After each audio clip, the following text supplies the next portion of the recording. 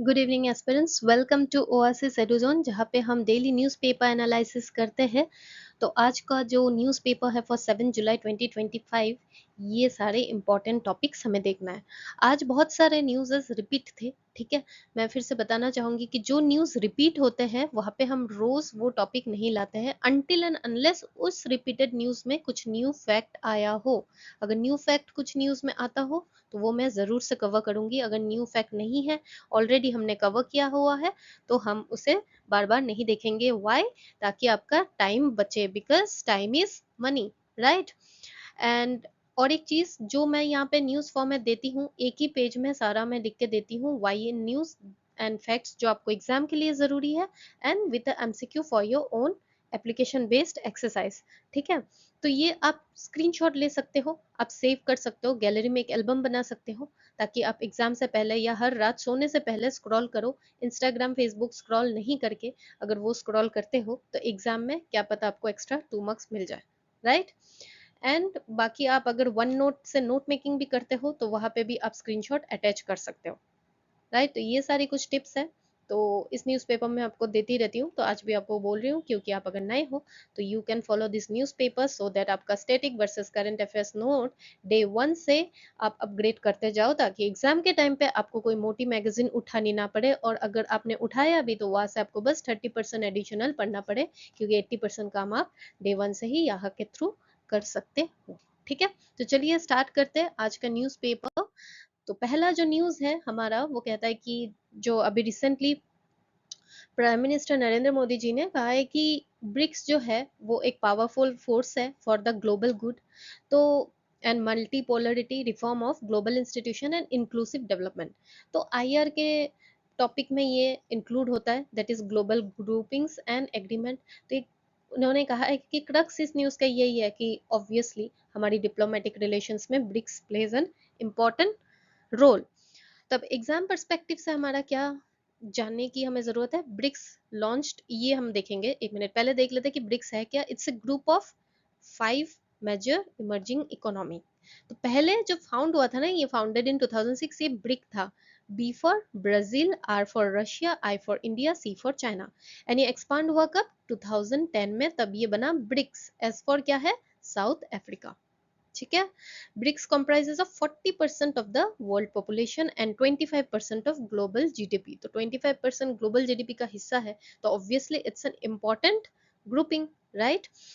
अभी जो हाल ही फिलहाल में ये 2023 ब्रिक्स समिट हुआ है, तो वहां पे हमने देखा है कि इसकी जो मेंबरशिप है वो एक्सपांड किया और फर्दर एक्सपांड 2024 को। तो इसमें कौन कौन से अभी फुल मेंबर बने? जनवरी 1 को, फर्स्ट को, that is Egypt, Ethiopia, Iran and UAE, ये भी फुल मेंबर बन गए। ठीक है, Indonesia became full member on January 2025। तो एग्जाम में अगर आता है रिसेंटली ब्रिक्स में फुल मेंबर किसने ज्वाइन किया, तो इट विल बी इंडोनेशिया, 2025 को ज्वाइन किया। बाकी ये सारे अगर नाम आते हैं थोड़ा याद रखना, अगर ये फुल मेंबर कहा जाता है तो ये नहीं है, ये सिर्फ इंडक्टेड एज पार्टनर कंट्रीज। ठीक है, फुल मेंबरशिप तो ये वाले कंट्रीज है इंक्लूड हुआ। तो Belarus, Bolivia, Kazakhstan, Cuba, Malaysia, Nigeria, Thailand, Uganda and Uzbekistan, ये inducted as partner countries, not full member. ठीक है, तो ब्रिक्स के कुछ इनिशिएटिव्स होते हैं, जैसे new development bank, BRICS CRA, that is contingent reserve arrangement, BRICS plus dialogue for global south cooperation. ठीक, तो ग्लोबल साउथ मीनिंग क्या होता है? कभी ना ये सारे टर्म्स प्रीलिम्स में पहले यूपीएससी में तो आ चुका है, तो क्या पता एपीएससी यूपीएससी फिर से पूछ ले ग्लोबल साउथ का मीनिंग क्या है। एकदम रिलेटेबल कुछ कम स्टेटमेंट्स दे देंगे, आपको लगेगा वही है, लेकिन ध्यान रखना हम पढ़ लेते हैं। A term often used to refer countries in, कौन कौन से countries? Africa, Latin America, Asia and Oceania, that are generally less economically developed. याद रहेगा, सिर्फ एशिया दे देगा तो नहीं है, ग्लोबल साउथ ये सारे कंट्रीज को मिलाकर कहा जाता है ग्लोबल साउथ, जो हम टर्म यूज करते हैं। ऑल्सो जो ये इनिशिएटिव न्यू डेवलपमेंट बैंक, ये होता क्या है? It's A multilateral development bank, establish किसके द्वारा? ऑब्वियसली ब्रिक्स का, इसलिए उसी का तो इनिशिएटिव है ना। कब किया गया था? इन 2025। हेडक्वार्टर कहाँ है? शंघाई। तो इट ऑल्सो इंक्लूड्स, ये याद रखना, it also include non members, that is BRICS में जो मेंबर नहीं है वो भी इंक्लूडेड है इस एनडीबी में। कौन कौन? Bangladesh, UAE, Egypt, Uruguay. ठीक है, तो ये सारे चीजें फैक्ट्स याद रखना फॉर प्रीलिम्स पर्सपेक्टिव, ये बहुत इंपॉर्टेंट है। ओके और आने वाले दिनों में एडिटोरियल आता है ब्रिक्स पे, तो we will cover from mains perspective also. तो आज के लिए इतना ही न्यूज़पेपर में था, यू हैव टू रिमेम्बर। अभी जो है बाकी हमारा न्यूज़, पर्सनैलिटी न्यूज़ आज काफ़ी 2-3 थे, ठीक है? तो मैंने कहा है कि पर्सनैलिटी इन न्यूज़ ये तो स्टैटिक टॉपिक है नहीं, तो आप A4 साइज पेपर में एक पर्सनैलिटी इन न्यूज़ वाला सेव रखना, ठीक है? वो आप A4 साइज में लिखो एंड सारा लिखते जाओ, तो एग्जाम से पहले जब आप एक साथ पढ़ोगे ना, देखो आप मैगजीन से भी पढ़ सकते हो, ये बोल सकते हो मैम हम ये काम क्यों करें, हम लास्ट में मैगजीन में, लेकिन मैगजीन में वो अपने तरीके से फॉर्म करके फॉर्मेट बना के देते हैं। आप अगर खुद के हाथों में लिखोगे ना आज का पढ़ के, तो आपको एग्जाम के टाइम पे ना आपकी जो सबकॉन्शियस मेमोरी है वहां से क्लिक करता है, वो अपने माइंड को ना भरोसा करो, ठीक है? वो याद दिलाता है कि बेटा तूने पढ़ा था ये कहीं पे, ये एग्जाम में तो कहीं क्लास में तो पढ़ा था, कहीं लिखा था, तो वो फिर टिक हो जाता है एंड ट्रस्ट योर माइंड। इसलिए मैं कहती हूँ कि A4 शीट पेपर में ये चीजें बनाओ जो एक्स्ट्रा है, स्टैटिक में नहीं है, बाकी तो आप स्टैटिक बुक्स में भी अपडेट कर सकते हो, राइट? तो अभी हुआ क्या है कि professor Udayaditya भराली, a renowned historian, Marxist intellectual, Cotton College former principal, and prominent social thinker from Assam, died on Sunday, that is अभी जुलाई कल ही, जुलाई 6 2025। तो उनकी प्रोलॉन्ग्ड इलनेस थी, सेवरल मंथ ऑफ डायलिसिस के चलते उनका देहांत हो गया। ठीक है, तो ये तो हो गई न्यूज़। अब इनके बारे में ना थोड़ा आपको ये सब हिस्ट्री जानना है, क्योंकि मैच द फॉलोइंग में ना ऐसा आ जाता है, एपीएससी में तो आ ही जाता है, आपको पर्सनैलिटी का नाम दे देंगे एंड कुछ फॉर्मर कॉटन कॉलेज प्रिंसिपल दे देंगे, आपको तब लगता है ना एग्जाम में, अरे यार ये भी आ गया इतना सिंपल चीज, तो सिंपल चीज हम इग्नोर कर देते हैं, लेकिन वही एग्जाम में फंसाता है। तो थोड़ा सा आप इनके बारे में जान लीजिए कि इनका जन्म मोरान में हुआ था, शिवसागर डिस्ट्रिक्ट, डेट याद ना रखो तो भी चलेगा। Post graduation with gold medal complete की थी गुवाहाटी यूनिवर्सिटी, थोड़ा सा जान लो इनके बारे में, ठीक है? Started his career at cotton college, cotton college आता है तो टिक कर देना, कॉटन कॉलेज के साथ इनका ही नाम जुड़ेगा मैच द फॉलोइंग में, इसलिए थोड़ा जानना होता है ताकि आप टिक कर पाओ। Later serving at head of the history department और प्रिंसिपल कहाँ पे, कॉटन कॉलेज। तो वो एक कमिटेड मार्क्सिस्ट थे, ठीक है? Associated with CPI, sympathetic to Naxal moment, ठीक है? सिंपैथेटिक याद रखना। He was an outspoken critic of ruling policy, becoming a key voice of the opposition. उनके थोड़े पर्सनैलिटी के बारे में जान लो, बेसिक आपको बस आइडिया होना चाहिए। वो स्पोर्ट्स एडमिनिस्ट्रेशन से भी बहुत एक्टिवली एसोसिएटेड थे। He served as assistant secretary of Assam cricket association and vice president and joint secretary of Guwahati sports association. उन्होंने कुछ किताबें भी लिखी है, जैसे political history of Assam, 100 years history of Cotton College, his column that is Prishthabhumi Saniki and Prasangik Pandulipi, ठीक है, in Assamese media like Asomiya Pratidin, ठीक है, सदीन एंड अगान offered sharp socio political critics. तो ये किताबों के नाम तो याद रखना ही है, इसलिए पर्सनैलिटी न्यूज मैं कहती हूँ A4 साइज में लिखते रहो, क्योंकि ये सारे एक दिन में याद नहीं होते, आपको ये सब रिवाइज करना पड़ेगा तभी याद रहेगा, ठीक है? मैच द फॉलोइंग में आता है ऐसा, सुन लो मान लो। देन उनको क्या क्या अवार्ड से अब तक नवाजा गया, that is Vishnu Prasad Rabha award bye Assam साहित्य सभा। असम साहित्य सभा के बारे में हमने न्यूज़पेपर में ऑलरेडी डिस्कस किया, तो we won't cover it, I will save your time. Then Parag Kumar Das journalism award भी उनको दिया गया उनकी प्रोग्रेसिव जर्नलिज्म के लिए। He also organise the annual Parag Kumar Das memorable debate. तो ये इनके बारे में कुछ इंपॉर्टेंट चीजें हैं जो आपको याद रखनी है, being an aspirant, being an aware citizen. दूसरा चीज न्यूज है कि सुगंधि पोखिलर को भी हिरुदा रिमेम्बर्ड ऑन डेथ एनिवर्सरी। तो उनकी 12th डेथ एनिवर्सरी थी, जहाँ पे legendary Assam poet Hiren Bhattacharya, fondly called as Hiruda, उनकी निकनेम ये भी है, जहाँ पे बहुत सारे institute including Royal Global University ने भी उनको ट्रिब्यूट्स दिए थ्रू उनके जो भी poems, recital, reflection, cultural programme के द्वारा, ठीक है? तो अब उनके बारे में हम थोड़ा जान लेते हैं कि he was born in 1932, known for his lyrical simplicity, emotional depth, wrote in simple Assamese language with lyrical depth, often compared to modern Tagorean style in regional literature। तो अगर आ जाए किसके काम को, किसके पोएट पोएम्स को हम मॉडर्न टेगोरियन स्टाइल के साथ भी कंपेयर करते हैं, तो हिरुदा, डेट इज हिरन भट्टाचार्य। तो उनका निकनेम हिरुदा है। He was also called Prem Aru Rodalir Kobi, means poet of love and sunshine. प्रेम मीन्स लव एंड रोदालिर sunshine. And also Sugandhi Pokhilar को भी, सुगंधि कोविला मीन्स सुगंधी मतलब फ्रेगनेंट, तो poet of fragrant butterfly, symbolic of his gentle and nature inspired writings. ठीक है, तो ये याद रखना, मैच द फॉलोइंग में अगेन आ सकता है। उनको भी साहित्य अकेडमी अवार्ड मिला 1992 में for his anthology that is सैचर पत्थर मानो। एंथोलॉजी मीन्स एक ही किताब में दो तीन राइटर्स भी इंक्लूड होते हैं, तो सैचर पत्थर मानो। Then Assam valley literary award भी उनको मिला। Then Vishnu Rabha and Soviet Nehru award से भी उनको नवाजा गया। Then famous children collection Loura Dhemali, Akon धेमाली।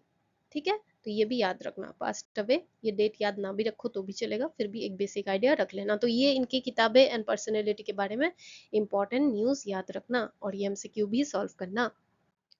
Then हमारा जो नेक्स्ट न्यूज है आज वो world zoonosis day, that is 6 जुलाई को हम ये सेलिब्रेट करते हैं ताकि हम इस डिजीज के बारे में अवेयरनेस दे सके। जुलाई 6 यानी कल ही था। ठीक है, हम क्यों मनाते हैं? क्योंकि इसी दिन लॉयस पास्चर की फर्स्ट सक्सेसफुल रेबीज वैक्सीनेशन हुई थी 1885 को। ठीक है, 1885 मॉडर्न हिस्ट्री में बहुत इंपॉर्टेंट डे है। मुझे कमेंट सेक्शन में बताना क्या है 1885। मॉडर्न हिस्ट्री की फर्स्ट चैप्टर में ही हम इसके बारे में पढ़ते हैं, आज जाके देखना फिर बताना। देखो ये मैं भी आपको बता सकती हूँ, क्यों बता रही हूँ, ताकि आप किताब खोलोगे एंड ये जो किताब खोल के भी आप देखोगे ना, उसमें जो भी इंफॉर्मेशन है ना आपको याद रहेगा, एक साल तक तो याद ही रहेगा एग्जाम तक। तो ऐसी कुछ चीजें ना इंस्टेंटली कर लेना चाहिए। ठीक है, देन सॉरी, तो ये जो है the 2025 celebration emphasis rising awareness on disease, obviously इसलिए हम सेलिब्रेट करते हैं, transmitted between animals and human and promoting global collaboration under one health framework, ताकि हम प्रमोट भी कर सके ग्लोबल। तो ये वन हेल्थ अप्रोच क्या होता है? It emphasis the necessity for multi sector collaboration, surveillance, vaccination, ecosystem health and regulated animal trade supported by WHO, FAO, WOH and UNEP। ये फैक्ट याद रखना, कभी आ जाए वन हेल्थ प्रोग्राम सिर्फ सर्विलेंस या वैक्सीनेशन नहीं, इतना सारा चीजें भी इंक्लूड करता है, इंक्लूडिंग एनिमल ट्रेड, ताकि एनिमल ट्रेड भी हम रेगुलेट कर पाए। डिजीज तो उससे भी ट्रांसमिट होगी ना, बीमार कोई जानवर आप ट्रेड कर रहे हो तो उस देश में वो भी तो फैलेगी। तो उसी तरीके से कॉमन सेंस लगा के याद रखो, रट्टा नहीं मारना सब कुछ। तो ये हमने देखा है कि कॉमेमोरेट्स 1885 पश्चर रेबीज वैक्सीन उन्होंने किसको दिया था? Joseph mister. An early immunological success against zoonotic disease. ये जूनोटिक डिजीज होता क्या है? It's a transmissible between animals and human via direct contact vector food water environment. इसकी याद रखना बिकॉज डिजीज ये सारे के अंदर प्रीलिम्स में आ सकता है। ठीक है, science and take.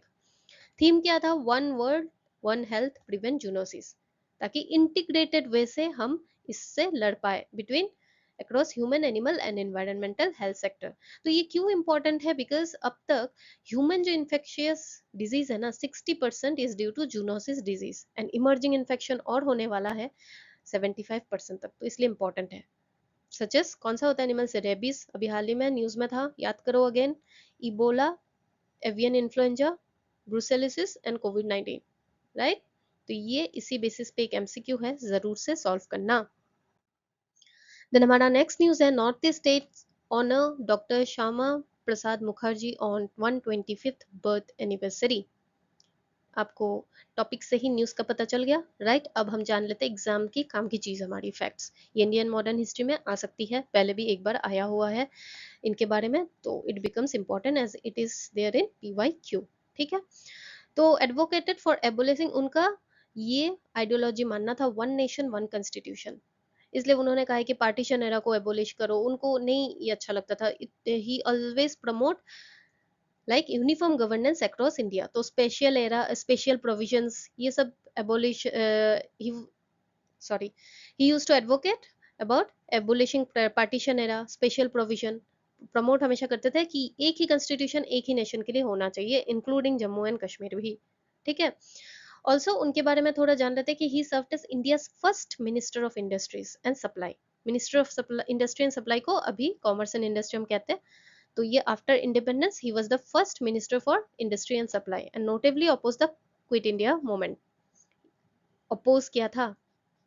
Okay, he joined Hindu Mahasabha, ध्यान रखना, and became a leading figure in the organization. He also served as the minister in Bengal provincial government and later in Indian central government. But उन्होंने Nehru cabinet से ये बाद में resign कर लिया था। क्यों? क्योंकि वो प्रोटेस्ट के अगेंस्ट लिकायत नेहरू पैक्ट। ओके, क्योंकि वो तो अगेंस्ट है ना ये सब पार्टीशन वगैरह, स्पेशल प्रोविजन के वगैरह, तो इसलिए। तो अगर आपको ये नहीं भी पता है, मान लो, ठीक है, एग्जाम में ये चीज पता है कि वो इन सब के खिलाफ थे, तो ऑब्वियसली ये स्टेटमेंट आएगा, तो आप मार्क कर सकते हो कि हाँ, वो अगर एबोलिशन, स्पेशल पावर, प्रोविजन के खिलाफ थे, तो ऑब्वियसली इस चीज के लिए वो रिजिग्नेशन दिए होंगे। तो ऐसे आप कोरिलेट भी कर सकते हो, याद आ जाएगा एग्जाम में।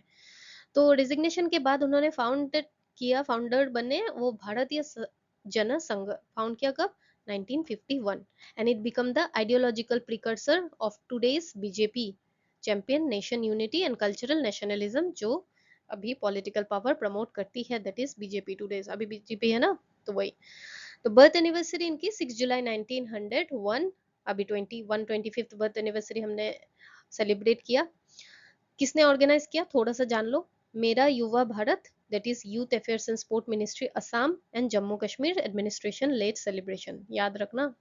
Okay, Jammu Kashmir campaign, also they instituted a 2-year celebratory and educational program 2025 to 2027, इनके बर्थ एनिवर्सरी के में उपलक्ष्य में उन्होंने ये 2-year celebratory and educational program भी लॉन्च किया, that is Jammu Kashmir campaign. ठीक है, तो ये याद रखना facts important from Indian history perspective. तो आज कुछ फैक्ट्स थे न्यूज में जो आपके दूसरे गवर्नमेंट एग्जाम में भी हेल्प हो सकते हैं। तो दिहांग पटकाई नेशनल पार्क, इसका लोकेशन आपको पता होना चाहिए, Dibrugarh and Tinsukia district, border by Arunachal प्रदेश।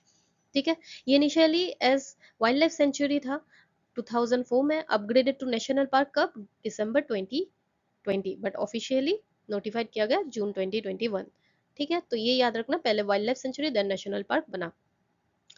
इसमें डोमिनेटेड ट्रीज क्या है, होलोंग, जो कि स्टेट ट्री है। ये पहले जब एपीएससी की जब सिलेबस यूपीएससी जैसी नहीं थी, ठीक है, तब ये क्वेश्चन आया था एपीएससी में, तो हो सकता है अभी ये इस क्वेश्चन को थोड़ा स्टेटमेंट बेस में, क्योंकि यूपीएससी लेवल में भी पूछ ले, तो थोड़ा ध्यान रखना। Mekai, nahor, dhuna, elephant apple alongside abundant orchids, ferns, lianas and epiphytes, थोड़ा ये याद रखना। ठीक है, then known globally as key site for white wing wood duck conservation, fauna flora थोड़ा याद रहना चाहिए, क्योंकि एग्जाम में पूछ लेते हैं कहाँ पे, इन्वायरमेंट प्रीलिम्स में, है कि नहीं। Then this personality also is in news, renowned Assamese poet Nilim Kumar, ठीक है, author of 24 volumes of poetry, जिन्होंने multiple Indian language and foreign language में अपना पोएम्स वो लिखते हैं, that is English, Hindi, Marathi, Bengali, Spanish, German, French. ठीक है, has been selected for the prestigious Vishwambhara national award. वो अवार्ड क्या है, it's a literary honour bestowed by कौन सा ट्रस्ट, सुशीला नारायण रेड्डी ट्रस्ट, यहाँ पे रेड्डी नाम है, तो याद रखना, in memory of Jnanpith poet doctor C Narayana Reddy. ठीक है, थोड़ा नाम याद रखना, कभी आ जाए मैच द फॉलोइंग में, यू शुड नो। तो the award will be conferred on, ये चलो ठीक है, इतनी जरूरी बात नहीं है, ये तो ठीक है, हमने पढ़ लिया ऑलरेडी, है ना। इंक्लूडिंग क्या दिया जाता है, cash prize of 5 lakh, a memento, a citation, ये कभी कभार आ जाता है कौन से अवार्ड में क्या दिया जाता है, तो थोड़ा सा आइडिया आपको होना चाहिए, being aware citizen an aspirant, तो याद रहना चाहिए, मतलब जानकारी होनी चाहिए, याद ना भी रखो। इनको पहले भी दूसरे ऑनर मिले, जैसे Kusumagraj national award and Uday Bharati national award, अभी कौन सा मिल रहा है, विश्वम्भरा नेशनल अवार्ड। दूसरा इफेक्ट है special intensive revision SIR practice under conduct of election rules 1961। ये होता क्या है, इट्स द पीरियोडिक रिवीजन, कि कोई वोटर्स का नया नाम हम ऐड कर रहे, नए वोटर्स ऐड कर रहे, डिलीट कर रहे, या इनएलिजिबल वंस को हम हटा रहे, तो वही किस में रहता है, that is special intensive revision. कौन सा, रूल अंडर रूल 31, और इसको इन्वोक किसने किया, इलेक्शन कमीशन। इलेक्शन कमीशन को जो ये सब इलेक्शन सुपरवाइज करना, मैनेज करना, वोटर रोल, कौन सा पावर से, कौन से आर्टिकल के पावर से मिलता है, article 324 empowers the election commission to do all this things. ठीक, तो ये फैक्ट्स है, याद रखना। अब आज जाके इंडियन पॉलिटी किताब जो भी आप पढ़ रहे हो, 324 जाके देखना, उसमें ये फैक्ट शायद नहीं होगा स्टैटिक बुक में, ठीक है, एसआईआर, तो ये साइड में लिख देना।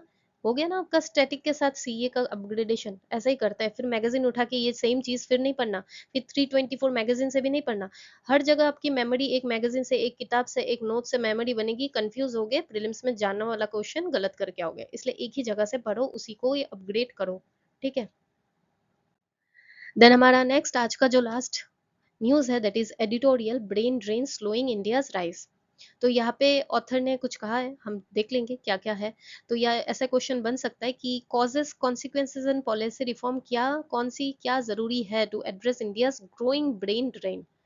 तो देखो इंडिया में ना टैलेंट तो है बहुत सारे, लेकिन अभी अराउंड 1.3 मिलियन इंडियंस अपना सिटीजनशिप छोड़ चुके हैं बिटवीन 2014 टू 2023। बहुत सारे इसमें से engineer, scientist, professional, trend, public expense है जो असम से भी लोग छोड़ रहे हैं। ये ट्रेंड असम में भी चल रहा है क्योंकि लिमिटेशन है हायर एजुकेशन एंड एम्प्लॉयमेंट में, है ना, इंफ्रास्ट्रक्चर की कमी। तो इससे सिस्टमेटिक आउट माइग्रेशन हो रहा है कि हमारी टैलेंट बाहर के देशों में जा रहे हैं, तो इट्स लाइक ब्रेन ड्रेन हो रहा है।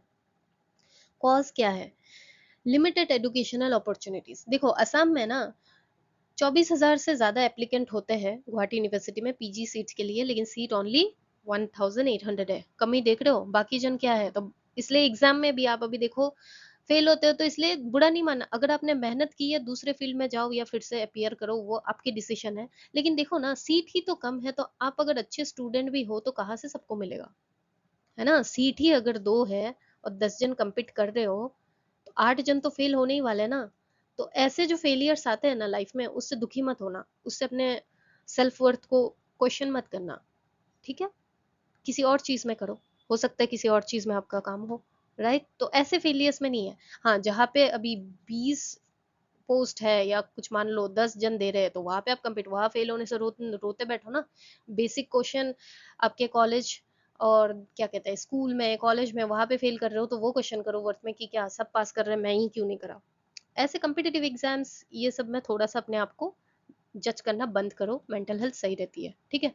तो यही है कि अक्रॉस इंडिया ना लैक ऑफ क्वालिटी इंस्टीट्यूशन है ही नहीं, पुअर इंफ्रास्ट्रक्चर है। तो क्या करता है स्टूडेंट, बाहर जाते ही है, ऑब्वियसली उनको जाना है। Then reservation saturation is one of the reason.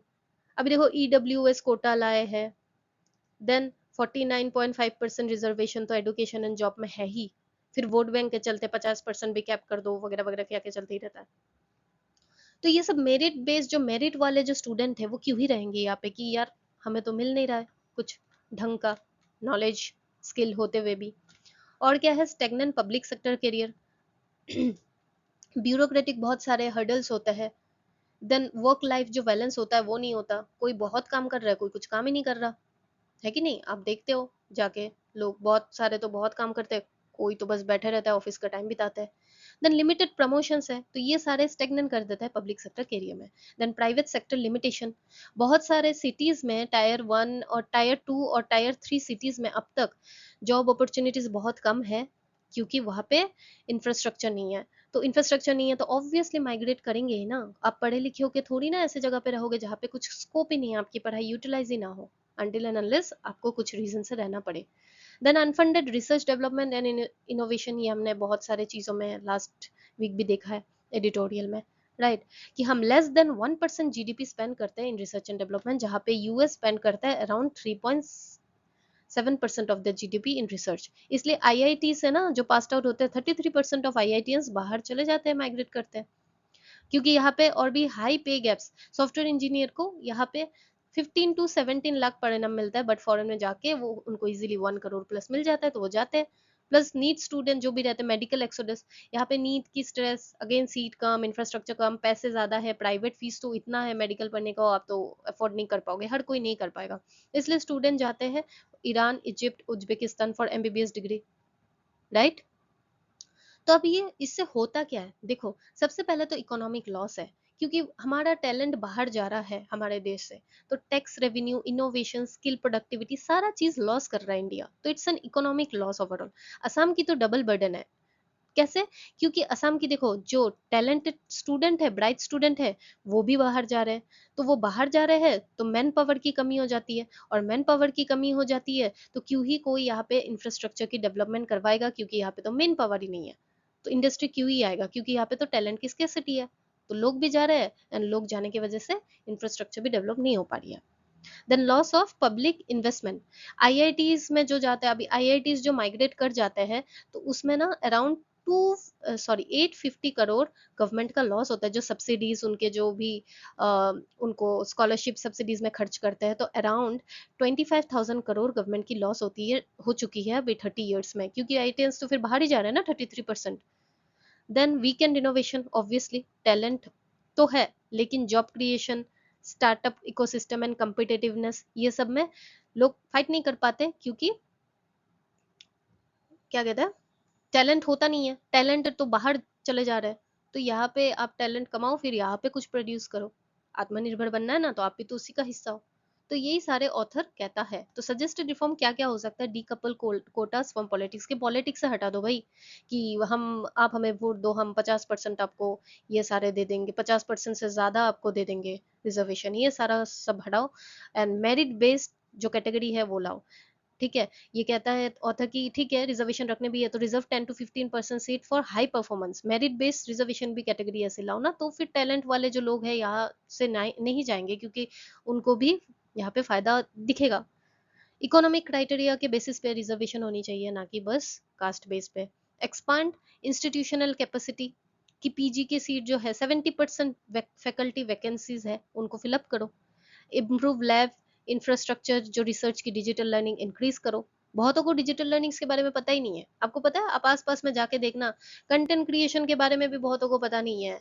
Work from home भी कर रहे हो, कुछ आप ट्रेडिंग में भी कर रहे हो, वो भी बहुत नहीं पता है सबको। बहुतों को पता है conventional job is the way to go, बहुतों को पता ही नहीं है। आप आसपास बहुतों को पूछ के देखना।